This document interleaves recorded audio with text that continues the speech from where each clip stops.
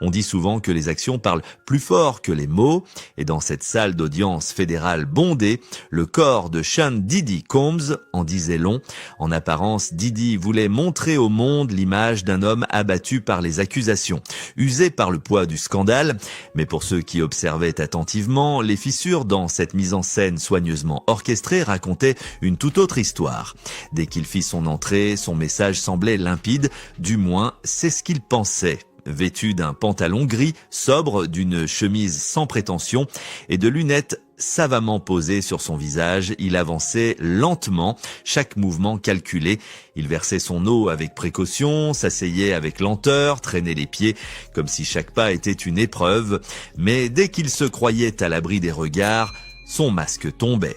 Il bougeait avec aisance, ramassait les objets au sol avec l'agilité d'un homme bien plus jeune. Pour un œil averti, ce n'était pas de la fragilité, mais du théâtre, une mise en scène millimétrée de vulnérabilité.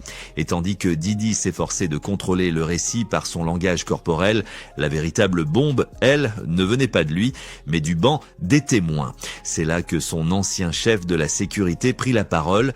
Pas un témoin ordinaire, un homme qui avait pris des notes méticuleuses, un homme qui avait visionné les enregistrements.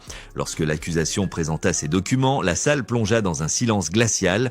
2 rapports, le premier rédigé juste après une altercation explosive en 2016, le second écrit quelques heures plus tard, enrichi, précisé, accablant. Les avocats de Diddy tentèrent désespérément de les faire écarter, invoquant des vices de forme, des ouï-dire, n'importe quoi pour les disqualifier, mais leur contenu dépeignait un tout autre Diddy, un homme incontrôlable, hurlant, jetant des objets, menaçant prétendument Cassie pour un simple téléphone portable. La défense tenta de maquiller cela en une dispute passionnée, une querelle d'amants consentants, alimentée par la jalousie et les excès. Mais l'accusation ne se laissa pas berner. Elle opposa aux tentatives de banalisation des faits bruts, des détails crus tirés des rapports, appelant les choses par leur nom, des abus. Et elle n'était pas seule dans cette croisade. Lisa Bloom, Gloria Allred, 2 des figures les plus redoutées du barreau américain dans les affaires d'abus, étaient assises dans le public.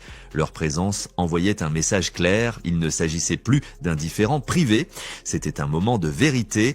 Pourtant, Diddy persista dans sa mise en scène, traînant les pieds, sirotant son eau comme un vieillard, feignant l'indifférence. Mais il n'était pas aussi impassible qu'il voulait le laisser croire. Lorsqu'il entendit son nom lors des déclarations d'ouverture, il sursauta, vivement, nerveusement. Le masque se fissurait et tous le remarquèrent. Ses avocats, menés par la redoutable Tenny Gargo, tentèrent alors de reprendre la main. Ils décrivirent Cassie comme une femme libre, forte, capable de partir à tout moment. Selon eux, le gouvernement allait trop loin en s'immisçant dans une séparation chaotique entre célébrités, mais les contradictions s'accumulaient. Alors que la défense s'accrochait à l'image d'une relation consentie, les rapports dressaient le portrait d'une toute autre réalité, bien plus sombre. Le garde de sécurité ne racontait pas des ragots, il avait vu les images, il n'était pas dans la pièce, mais avait tout observé via la vidéosurveillance.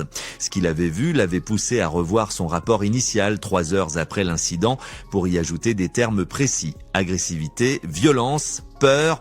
La défense plaida le parti pris, l'exagération, mais l'accusation restait implacable. Ce n'était pas juste une querelle, c'était un schéma que le jury allait voir se dessiner témoin après témoin, et le témoin le plus attendu, Cassie elle-même.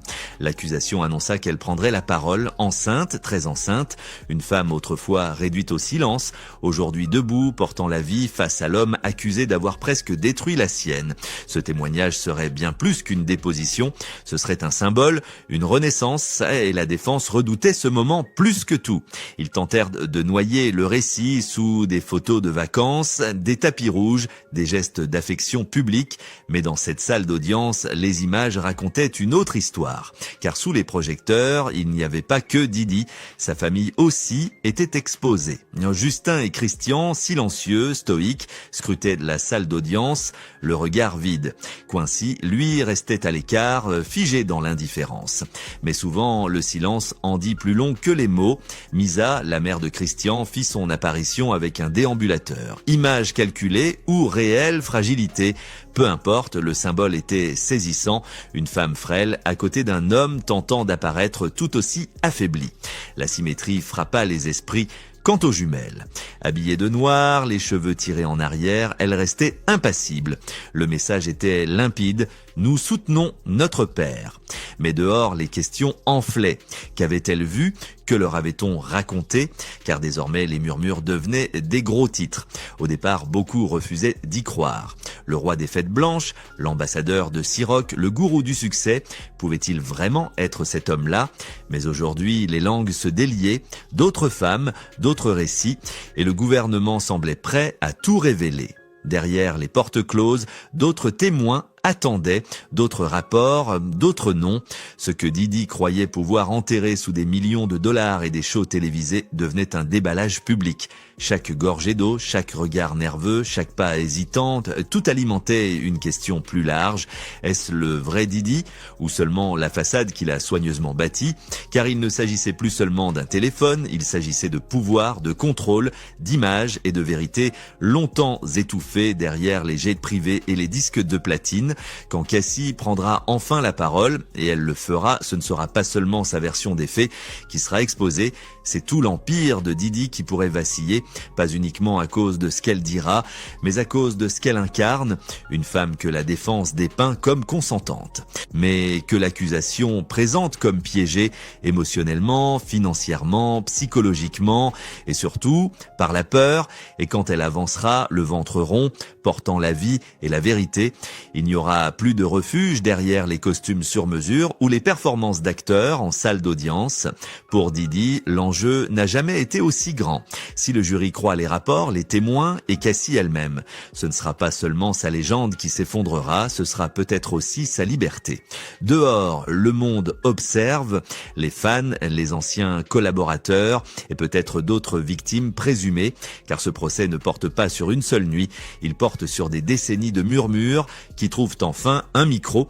Didi tente de raconter une histoire avec son langage corporel, mais les témoins, eux, pourraient de bien raconter celle qui démolira son empire.